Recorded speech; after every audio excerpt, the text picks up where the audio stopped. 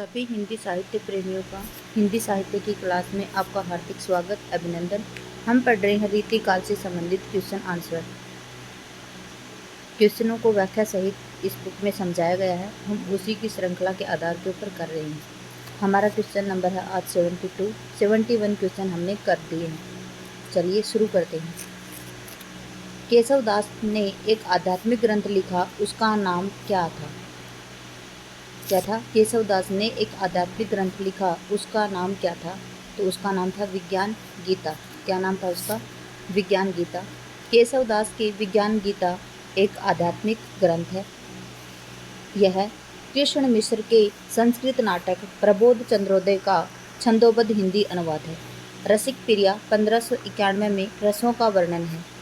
रामचंद्रिका 1601 में राम के चरित्र पर आधारित प्रबंध ग्रंथ है, जबकि कवि प्रिया 1601 में अलंकारों का वर्णन किया गया है। कवि प्रिया में क्या है? अलंकारों का वर्णन, और रसिक प्रिया में क्या है? रसों का वर्णन। रामचंद्रिका 1601 में राम के चरित्र का वर्णन है, और जो विज्ञान गीता है वो किसके ऊपर आधारित है? कृष्ण मिश्र के संस्कृत नाटक प्रबोध चंद्रोदय का छंदोबद्ध हिंदी अनुवाद है ये। ठीक है। आगे दिया है भाव विलास किसकी रचना है? तो भाव क्या दो? विलास देव। तो क्या आएगा? विलास।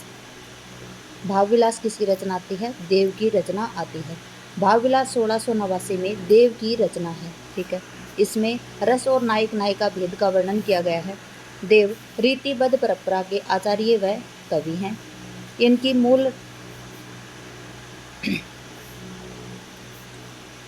इनका मूल नाम देवदत्त था। इनकी अन्य प्रमुख रचनाएं निम्न प्रकार से हैं। देखिए, देव की अन्य रचनाएं कौन कौन सी हैं? अष्टयाम, राग रत्नाकर, रस विलास, सुजान विनोद, प्रेम तरंग, पद्माभरण, जगत विनोद, प्रबोध पचासा, ये पद्माकर भट्ट की रचना है। जबकि घनानंद की रचनाएं सुजान सार, इश्क लता, विरह लीला, वियोग वेली। बिहारी की रचना एकमात्र है जो बिहारी सच्ची है, जिसमें 719 दोहे बताए जाते हैं। लेकिन रत्नाकर के अनुसार उसमें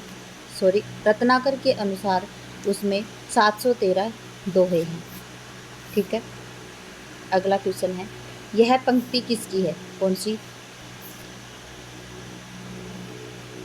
चाह के रंग में भीजो ही हो। क्या है? चाह के रंग में भीजो ही हो, बिछुरे मिले प्रीतम शांति न माने। क्या है कि चाह के रंग में भीजो ही हो, बिछुरे मिले प्रीतम शांति न माने। ये किसकी रचना है? पंक्ति हैं? तो ये घनानंद की पंक्तियां हैं। आंसर, उपयुक्त पंक्ति घनानंद के प्रशस्ति में कही गई है। चाह के रंग में भीजो ही हो, बिछुरे मिले प्रीतम शांति न माने।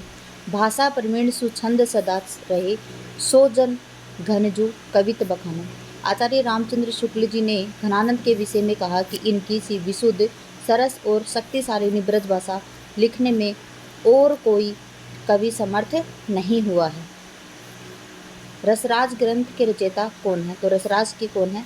मती राम। रसराज और एक ललित ललाम मती राम जी की रचनाएं हैं। रसराज ग्रंथ के रचयिता मती राम हैं। इनके अन्य प्रमुख ग्रंथ हैं साहित्य सार, ललित ललाम, अलंकार पंचाशिका तथा वृत्त कौमुदी इनकी रचना है। आचार्य रामचंद्र शुक्ल जी ने लिखा है कि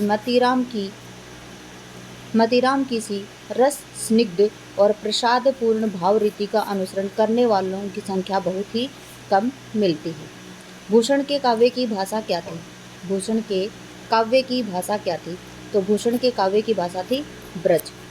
रीतिकालीन कवियों की ज़्यादातर भाषा क्या थी? ब्रज। राम भक्ति शाखा के कवियों की भाषा थी अवधी, और कृष्ण भक्ति शाखा के जितने भी कवि थे उनकी भाषा भी क्या थी? ब्रज। आगे चलते हैं। भूषण ब्रज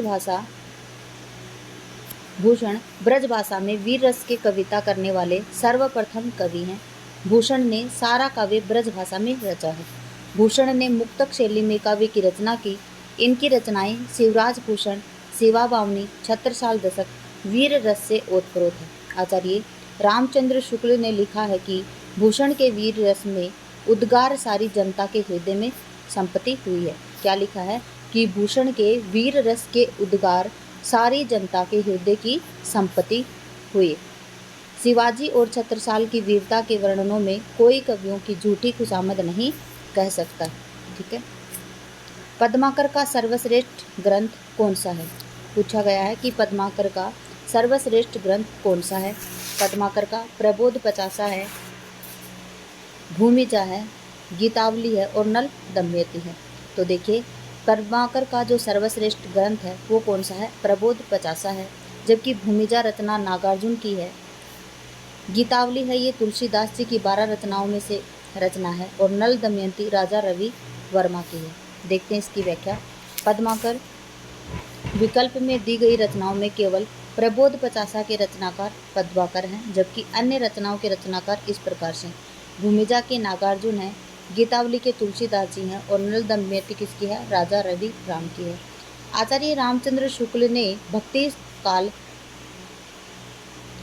क्वेश्चन है, आचार्य रामचंद्र शुक्ल ने भक्ति काल सगुण धारा फुटकल रचनाएं शीर्षक के अंतर्गत परिगणित किस कवि के लिए कहा है? किस कवि के लिए कहा है कि किस कवि को जो भक्ति काल की सगुण धारा है उसमें फुटकल रचनाओं में रखा है?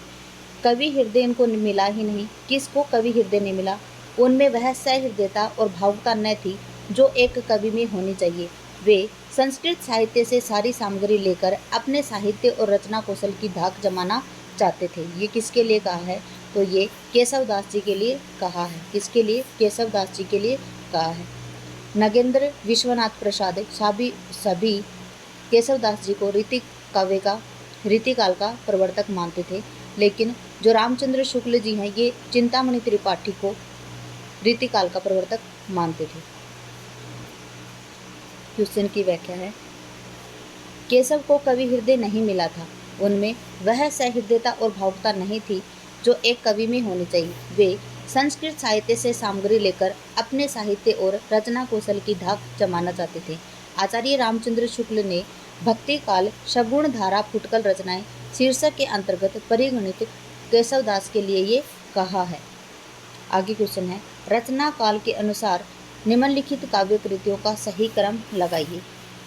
रचना काल के अनुसार निम्नलिखित काव्य कृतियों का सही अनुक्रम लगाना है। ललित ललाम 1664 की रचना है।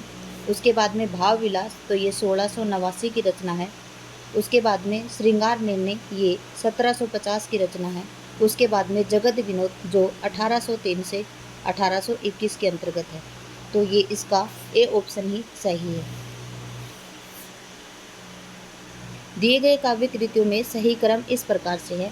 ललित ललाम 1664 रचना है मतीराम जी की। भाव विलास 1689, इसके रचनाकार है देव।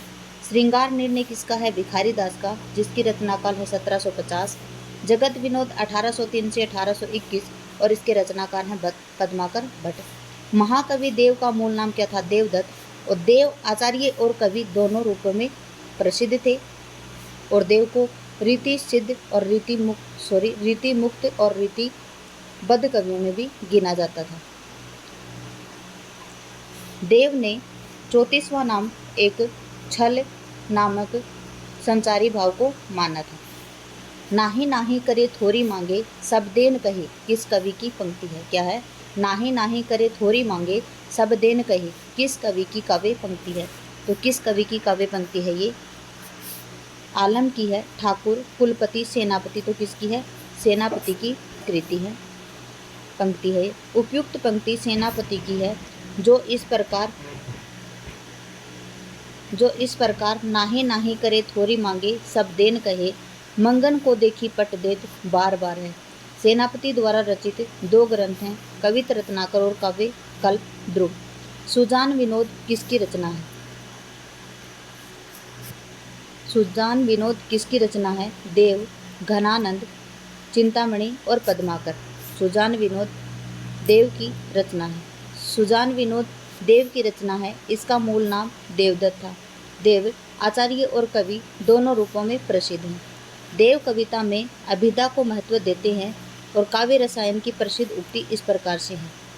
देव की महत्वपूर्ण पंक्तियां हैं,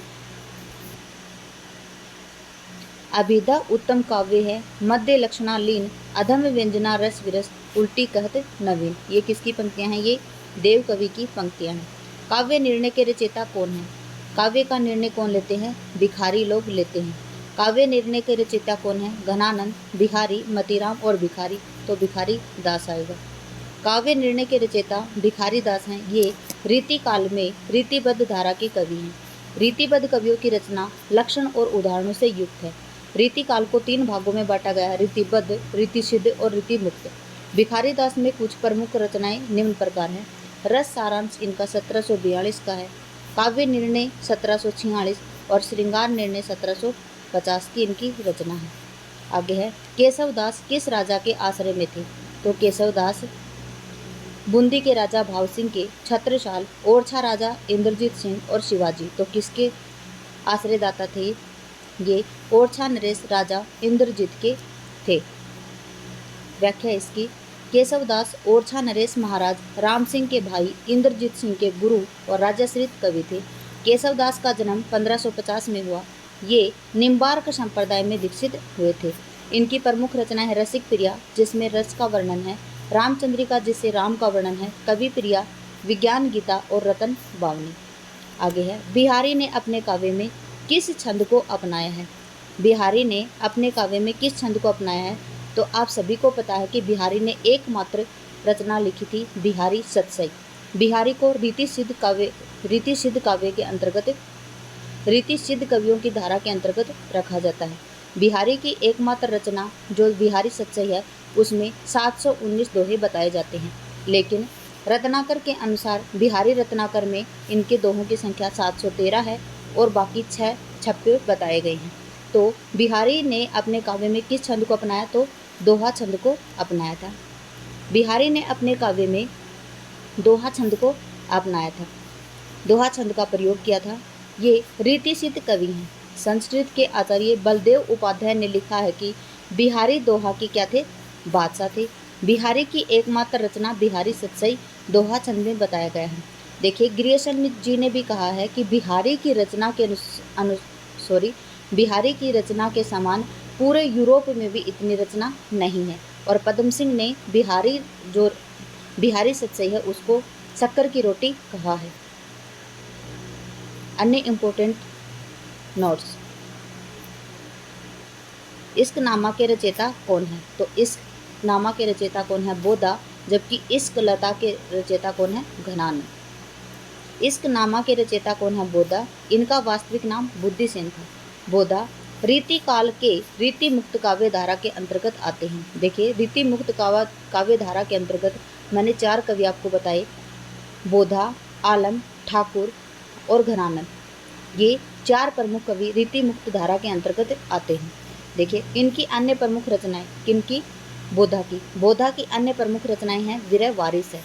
रीति मुक्त काव्य धारा के अंतर्गत आलम, घनानंद, ठाकुर और द्विजदेव आते हैं।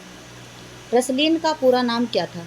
तो इनका पूरा नाम, रसलीन का पूरा नाम सैयद मुस्तफ़ा था, मोहम्मद सईद था, सईद अहमद था या सैयद गुलाब नबी था। तो देखिए, रसलीन का पूरा नाम सैयद गुलाब नबी था। रसलीन का पूरा नाम सैयद गुलाब नबी है। ये रीति काल में रीतिबद्ध शाखा के कवि हैं। प्रमुख रूप में इनकी 2 रचनाएं हैं, अंग दर्पण और रस प्रबोध। अंग दर्पण में अंगों का और उपमा उत्प्रेक्षा के युक्त चमत्कार पूर्ण वर्णन दिया हुआ है, जबकि रस प्रबोध दोहों में रस निरूपण संबंधी ग्रंथ है। अगला क्वेश्चन है, निम्नलिखित में से रीतिकालीन काव्य की प्रवृत्ति नहीं है, कौन सी नहीं है? आचार्यत्व प्रदर्शन, अलंकारिता के प्रति विशेष आग्रह, नारी के आदर्श रूप का चित्रण और नक्शिक वर्णन। देखिए, जो रीतिकालीन काव्य है उसके अंतर्गत आचार्यत्व प्रदर्शन हुआ है, अलंकारिता के प्रति विशेष आग्रह हुआ है, लेकिन नारी के प्रति आदर्श रूप का चित्रण इसमें नहीं हुआ है। नक्शिक का वर्णन भी इसमें हुआ है। आंसर इसका सी। व्याख्या, नारी के आदर्श रूप का चित्रण रीतिकालीन काव्य की प्रवृत्ति नहीं है। रीतिकालीन काव्य में नारी के बाह्य रूप, स्थूल एवं मांसल चित्रण में कवि अधिक रमे हुए थे, क्योंकि इस काल में स्त्री को भोग विलास की वस्तु मात्र समझा जाता था। रीतिकालीन काव्य की प्रमुख प्रवृत्तियां अन्य इस प्रकार से हैं। आचार्यत्व का प्रदर्शन होता था, यहाँ पे आश्रयदाताओं की प्रशंसा करते थे। प्रत्येक कवि किसी न किसी राजा के आश्रय में रहा करते थे। अलंकारिकता के प्रति विशेष आग्रह था और ब्रज भाषा की यहाँ पे क्या थी? प्रधानता थी। अगला क्वेश्चन है, मेरी भव बाधा हरो राधा नागरी सोई, जान तन की झाई परे श्यामो हरित दुति होई। ये बिहारी जी का दोहा है। इसमें मेरी बहु बाधा हरो राधा नागरी सोई, जा तन की झाई परे श्यामो हरित दुति होई। तो इसमें क्या है, मन के कलुष को दूर करना। गौर क्या पूछा कि सांकेतिक अर्थ नहीं पूछा, इसमें नहीं के ऊपर ध्यान रखेंगे। मन के कलुष को दूर होना, गौर वर्णीय राधा का श्याम वर्णी होना, श्याम रंग पर हरित वर्ण होना और कृष्ण कांति का कम होना। तो इसमें वो बी ऑप्शन एकदम सही आएगा, गौरवमयी राधा का श्याम वर्णी होना। रेखांकित अंश में गौरव वर्णीय राधा का श्याम वर्णी होना संकेतित नहीं है। प्रस्तुत दोहे में बिहारी जी कहते हैं कि वह चतुर राधिका जी मेरे सांसारिक कष्टों को दूर करे, जिसके पीली आभा वाले गोरे शरीर की झाई यानी प्रतिबिंब पड़ने से श्याम वर्ण के कृष्ण हरित वर्ण की द्युति वाले, यानी द्युति मतलब चमक, चमक वाले हो जाते हैं, अर्थात हरे रंग के हो जाते हैं, अर्थात श्री कृष्ण की जो फीकी कांति वाले हो जाते हैं। कविवर बिहारी 1595 से 1663 निम्बार्क संप्रदाय में दीक्षित थे। निम्बार्क संप्रदाय में केशवदास जी भी दीक्षित थे तथा इनके गुरु का नाम क्या था, नरहरि दास था। बिहारी रीति काल में रीति सिद्ध काव्यधारा के प्रतिनिधि कवि हैं। ये जयपुर के महाराजा जयसिंह के आश्रित थे। श्री राधाचरण गोस्वामी ने बिहारी को पीयूष वर्गी मेघ कहा है। बिहारी की एकमात्र रचना बिहारी सतसई है, जो कि दोहा छंद में रचित है। इनकी भाषा परिनिष्ठित साहित्यिक ब्रज भाषा थी। आगे क्या दिया गया है, अगला क्वेश्चन है, सनी कज्जल चख जक लगन उपजो सुदीन सनेहु, क्यों न नृपहि हवे भोगवे लही सुदे सब देहु। इस दोहे में बिहारी की किस विशिष्ट ज्ञान का परिचय हुआ है? देखिए, इसमें भक्ति विषय ज्ञान है, चिकित्सा विषय ज्ञान है, ज्योतिष विषय ज्ञान है या प्रकृति विषय ज्ञान है। तो देखिए, इसमें ज्योतिष विषय ज्ञान है। पढ़ते हैं इसकी व्याख्या। इस दोहे में बिहारी के ज्योतिष विषय ज्ञान का परिचय प्राप्त होता है। शेष विकल्प गलत हैं। प्रस्तुत दोहे में सखी नायिका से कह रही है कि शनि ग्रह के नेत्र रूपी मीन राशि में स्थित होने से शुभ मुहूर्त में जो स्नेह रूपी शिशु उत्पन्न होता है, वह राजा होकर संपूर्ण शरीर रूपी सुंदर प्रदेश को क्यों नहीं भोगेगा। इस दोहे में सखी अपनी वाक चातुरी द्वारा नायिका के हृदय में नायक के प्रति प्रेम उत्पन्न करने का प्रयास करती है। कहा जाता है कि जब शनि ग्रह जब मीन राशि में होता है तो उस समय जिस शिशु का जन्म होता है वह शिशु ज्योतिष के अनुसार कीर्तिमान राजा होता है। बिहारी को रामचंद्र शुक्ल जी ने रसवादी, डॉक्टर नगेंद्र ने धवनीवादी, जबकि बिहारी के काव्य को पद्म सिंह शर्मा ने शक्कर की रोटी कहा है। अगला क्वेश्चन है,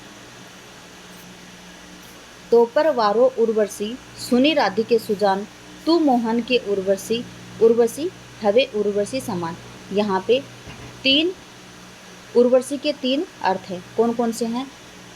अप्सरा विशेष, उर में बसी और भूषण विशेष। तो क्या है, तोपे वारू उर्वशी कि तुझ पे मैं उर्वशी मानता हूँ, वारता हूँ।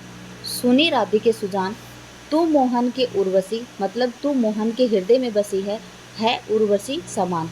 तो इसमें क्या आएगा, भूषण विशेष, उर में बसी और अप्सरा विशेष।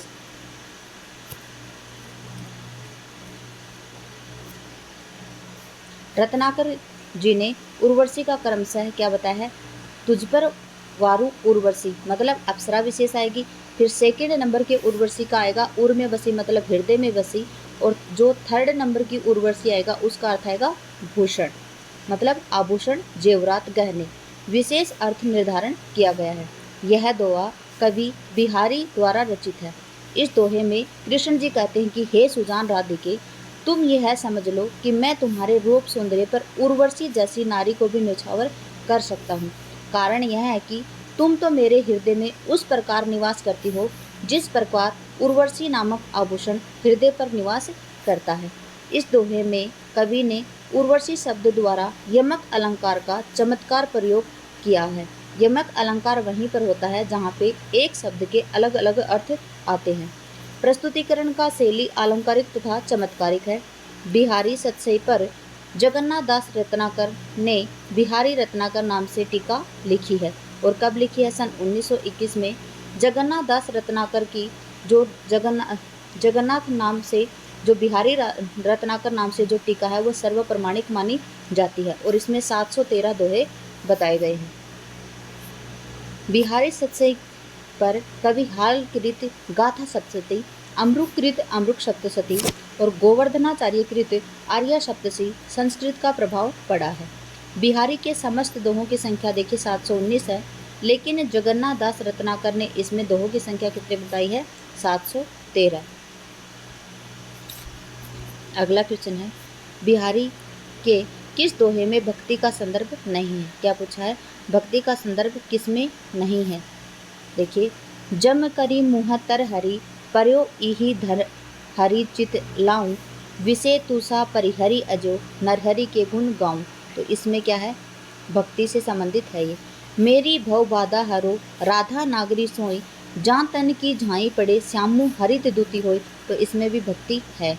अजो तरियो ही रहो श्रुति सेवक इक रंग, नाक बास बेसरी लयो बसी मुकुटन की संग। तो इसमें भी भक्ति है। आगे क्या है? फिरी फिरी चितु उत्की रहत, टूटी लाज की लाव, अंग अंग छवि छोर के भयो भोर की नाव। तो इसमें श्रृंगार का वर्णन है।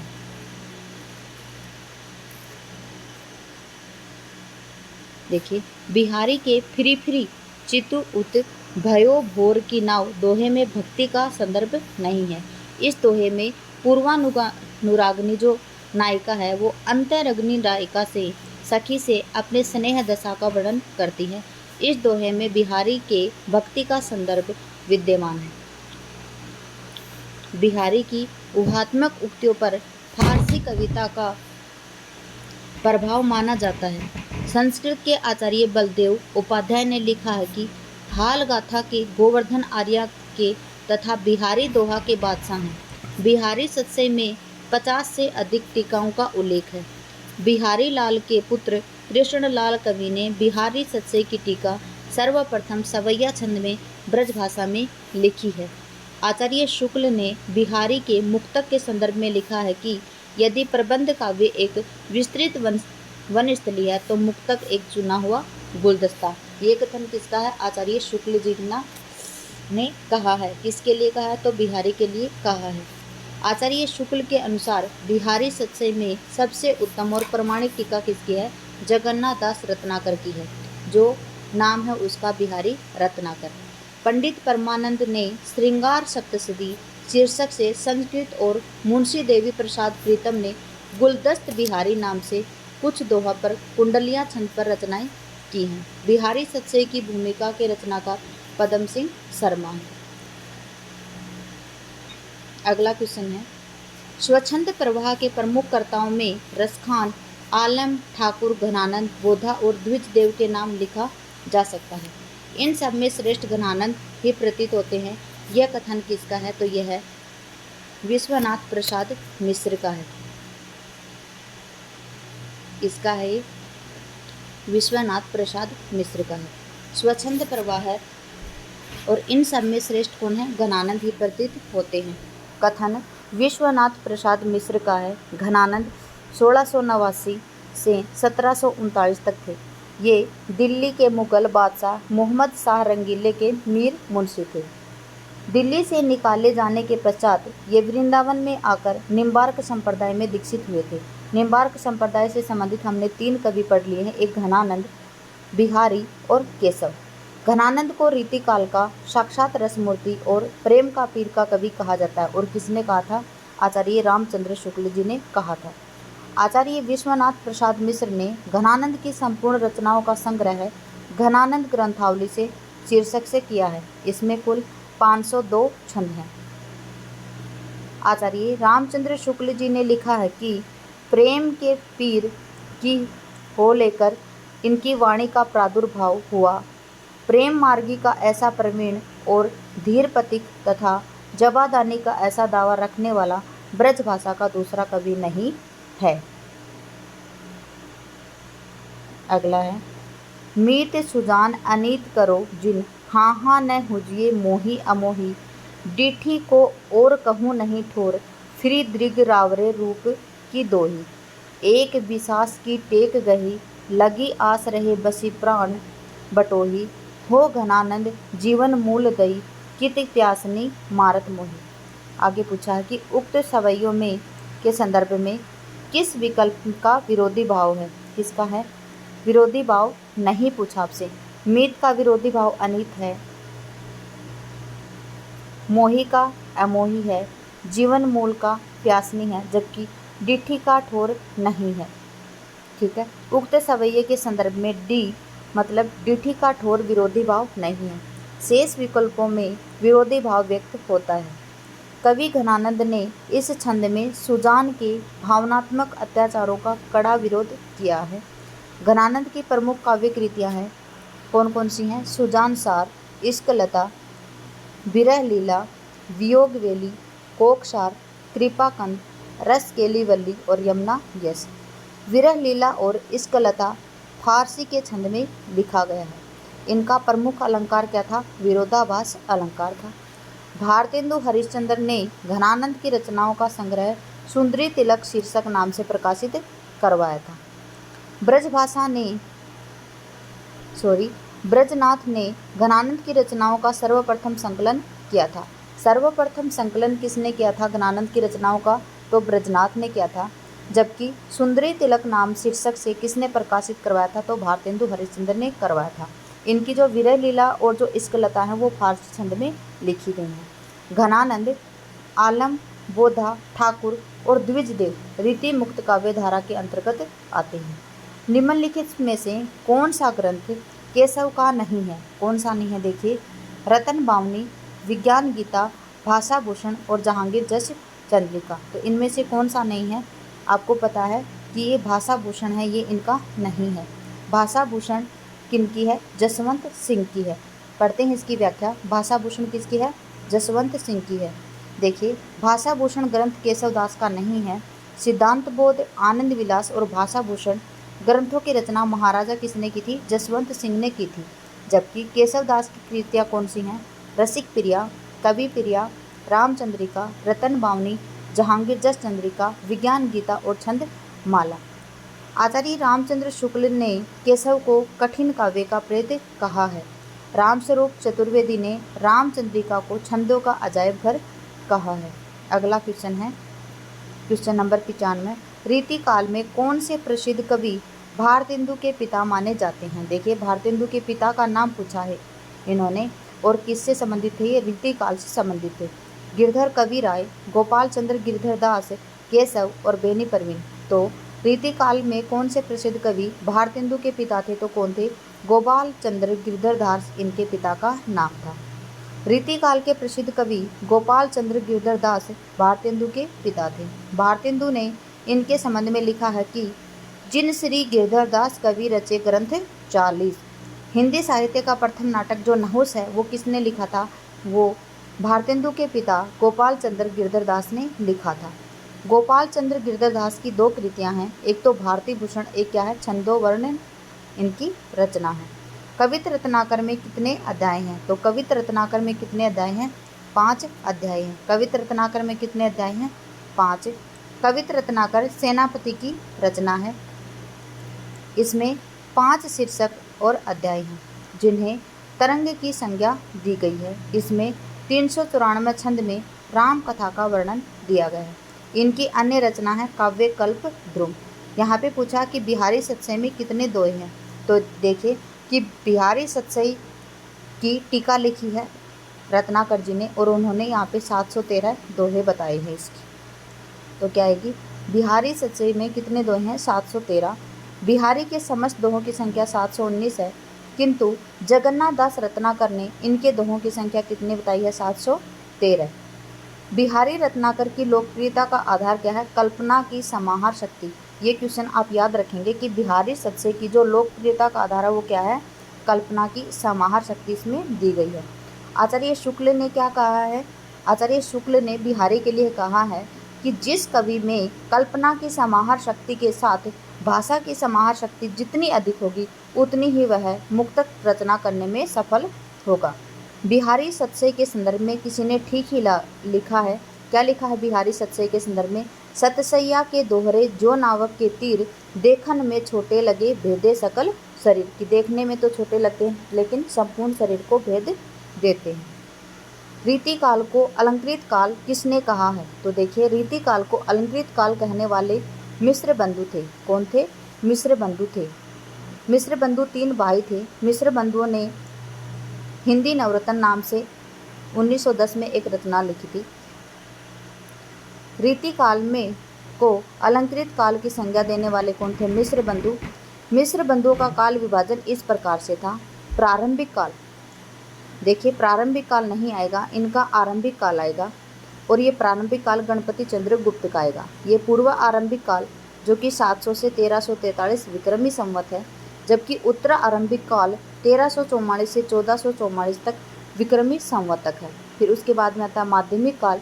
इसको पूर्व माध्यमिक काल और प्रौढ़ माध्यमिक काल में बांटा गया। पूर्व माध्यमिक काल ये 1445 से 1560 विक्रमी संवत है। प्रौढ़ माध्यमिक काल 1561 से 1681। इसके बाद में है अलंकृत काल। अलंकृत काल को पूर्व अलंकृत काल और उत्तर अलंकृत काल। पूर्व अलंकृत काल 1681 से 1790 और 1791 से 1889 विक्रम संवत उत्तर अलंकृत काल है। परिवर्तन काल 1890 से 1924 और वर्तमान काल 1926 विक्रमी संवत से अब तक। निम्नलिखित में से फूल मंजरी किसकी कृति है? तो देखिए, फूल मंजरी किसकी है? गजानंद की है, शिवानंद की, हरिहर की और मती राम की। तो किसकी है? मती राम की रचना है। फूल मंजरी के रचनाकार कौन है? मती राम। इसमें 60 दोहों के किसी एक फूल का वर्णन किया गया है। रस सिद्ध कवियों और आचार्यों में इनका प्रमुख स्थान है। ये चिंतामणि के सगे भाई थे। आचार्य शुक्ल रीति काल के प्रतिनिधि कवियों में पद्माकर को छोड़कर किसी कवि में मतीराम किसी चलती भाषा और सरल व्यंजना नहीं मिलती है। आचार्य हजारी प्रसाद द्विवेदी गृहस्थी के कवि कहे जाते हैं। मतीराम ने जहांगीर के आदेश पर गुल ए अफसा फूल मंजरी लिखा था। इनकी रचनाएं हैं फूल मंजरी, ललित ललाम जो अलंकार संबंधी ग्रंथ है, रसराज, साहित्य सार, सतसई, लक्षण श्रृंगार और अलंकार पंचाशिका। केशव दास का अलंकार पर आधारित ग्रंथ कौन सा है? तो देखिए, इनका अलंकार पर आधारित ग्रंथ है विज्ञान गीता, रतन बावनी, रसिक प्रिया और कवि प्रिया। तो रसिक प्रिया है वो इनका रस पर आधारित है और कवि प्रिया है वो इनका अलंकार पर आधारित है। देखिए, केशव दास का जो अलंकार पर आधारित ग्रंथ है वो है कवि प्रिया। विज्ञान गीता में प्रबोध चंद्रोदय का अनुवाद है। किसका अनुवाद है? प्रबोध, जो संस्कृत नाटक है प्रबोध चंद्रोदय, इसका क्या है? अनुवाद है। रतन बावनी डिंगल शैली पर का एक राजनीतिक ग्रंथ है। जो रतन बावनी क्या है? डिंगल शैली का एक राजनीतिक ग्रंथ है। यह एक प्रबंध काव्य है। रसिक प्रिया एक रीति ग्रंथ है और रस श्रृंगार का वर्णन है। ये चारों रचनाएं केशव दास की रचनाएं हैं। इसमें क्या है? कवि प्रिया में अलंकार का वर्णन, अलंकार पर आधारित ग्रंथ है, जबकि रसिक प्रिया किस पे है? रस पे आधारित ग्रंथ है। आज हम यहीं तक करेंगे। क्लास में बने रहने के लिए धन्यवाद। यूं ही पढ़ते रहिए। जय हिंद, जय भारत, जय जवान, जय किसान।